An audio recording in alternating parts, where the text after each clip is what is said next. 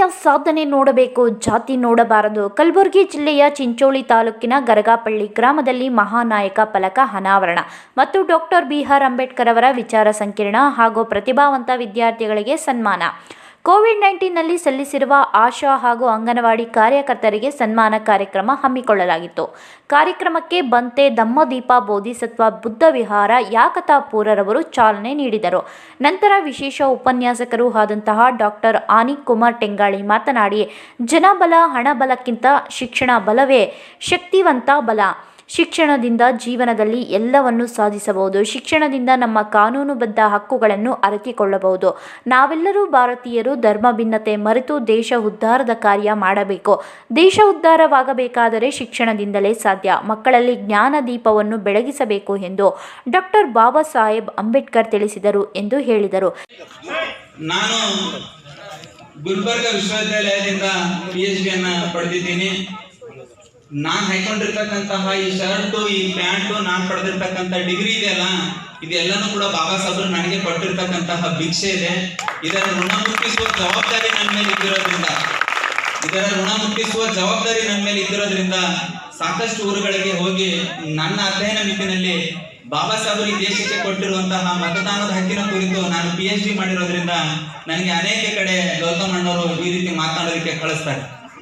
ಈ ಮಹಾನಾಯಕ ಧಾರಾವಾಹಿಯ ಉದ್ಘಾಟನೆ ಸಮಾರಂಭದಲ್ಲಿ ಸುಮಾರು 10 ರಿಂದ 12 ಕಾರ್ಯಕ್ರಮಗಳಲ್ಲಿ ನಾನು ಭಾಗಿಯಾಗಿದ್ದೀನಿ. ಆದರೆ ನಿಮ್ಮ ಹೊಗಳಿಕೆಗಾಗಿ ಹೇಳ್ತಾ ಇಲ್ಲ, ಇಷ್ಟೊಂದು ವ್ಯವಸ್ಥಿತವಾಗಿರ್ತಕ್ಕಂತಹ ಕಾರ್ಯಕ್ರಮ ನಾನೆಲ್ಲೂ ಗಮನಿಸಿಲ್ಲ. ನಾವು ಸಾಮಾನ್ಯವಾಗಿ ಕಾರ್ಯಕ್ರಮಗಳಲ್ಲಿ ಅದೇ ಇರ್ತದೆ, ಹಳ್ಳಿ ಜನ ಏನಾದ್ರೂ ಹೇಳ್ಬಿಡೋಣ ಅಂತ ಹೇಳಿ ಸಾಕಷ್ಟು ಕಡೆ ಹೋಗಿದ್ದುಂಟು. ಆದ್ರೆ ಇವತ್ತು ನಾನು ನಿಮ್ಮನ್ನು ನೋಡಿ ನಿಮ್ಮಿಂದ ಕಲಿಬೇಕಾಗಿರ್ತಕ್ಕಂಥದ್ದು ಬಹಳಷ್ಟಿದೆ ಅನ್ನೋದನ್ನ ಗಮನಿಸಿದೆ. ಬಾಬಾ ಸಾಹೇಬರ ಕನಸಿನ ಯುವಕರು ವಿದ್ಯಾರ್ಥಿಗಳು ಎಲ್ಲಾದ್ರೂ ಇದ್ದಾರಂದ್ರೆ ಅದು ಗರಗಬಳ್ಳಿನಲ್ಲಿ ಇದ್ದಾರೆ ಅಂತಕ್ಕಂಥ ಭಾವನೆ ನಮ್ಗೆ ನೋಡ್ತಾ ಇದೆ. ಯಾಕಂದ್ರೆ ಬಂಧುಗಳೇ, ಕೇವಲ ತೋರಿಕೆಗಾಗಿ ನಾನು ಈ ಮಾತನ್ನು ಹೇಳ್ತಾ ಇದ್ದಿಲ್ಲ.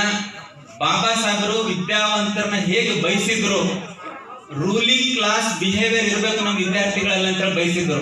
ಅಂದ್ರೆ ಆಳುವ ಸಮಾಜವಾಗುವಂತಹ ನಿಟ್ಟಿನಲ್ಲಿ ನಮ್ಮ ವಿದ್ಯಾರ್ಥಿಗಳು ಆದರ್ಶವಾಗಿರ್ಬೇಕು ಅಂತ ಹೇಳಿ ಬಯಸಿದ್ರು. ಅದೇ ರೀತಿ ನೀವಿದ್ದೀರಿ.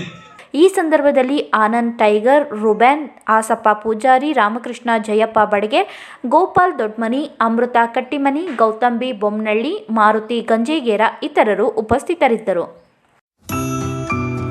ನರ್ಸಿಂಗ್ ಕೇರ್ ಟೇಕರ್ ಹುದ್ದೆಗೆ ನರ್ಸ್ ಮತ್ತು ಹೋಮ್ ನರ್ಸ್ ಬೇಕಾಗಿದ್ದಾರೆ. ನೇರ ನೇಮಕಾತಿ. ವಿದ್ಯಾರ್ಹತೆ 5 ರಿಂದ SSLC, PUC ಪಾಸ್ ಅಥವಾ ಫೇಲ್. ವಯೋಮಿತಿ 18 ರಿಂದ 35 ವರ್ಷ ಆಗಿರಬೇಕು.